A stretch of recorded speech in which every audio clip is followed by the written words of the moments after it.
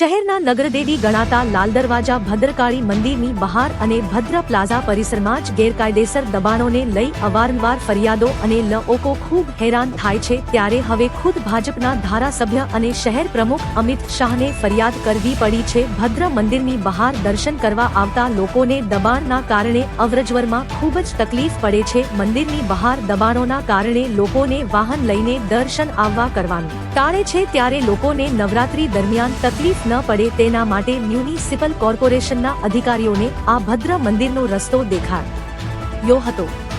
ભદ્ર ગેરકાયદેસર પથારાઓના દબાણ municipal corporation અને પોલીસની મિલીભગતથી ચાલે છે, તેના કારણે ત્યાં કોઈ કાર્યવાહી થતી નથી। એલિસબ્રિજ વિધાનસભાના ધારાસભ્ય અને શહેર ભાજપ પ્રમુખ અમિત શાહે હવે લાલ દરવાજા નગરદેવી ભદ્રકાળી માતાજીના મંદિરની બહાર થયેલા દબાણને લઈને ફરિયાદ કરવી પડી છે। સાથેની વાતચીતમાં તેઓએ જણાવ્યું હતું કે નગરદેવી ભદ્રકાળીના મંદિરે દર્શન કરવા માટે ભક્તો જાય છે, પરંતુ ત્યાં રોડ ઉપર એટલા બધા દબાણો હોય છે કે લોકો અવરજવર પણ કરી શકતા નથી।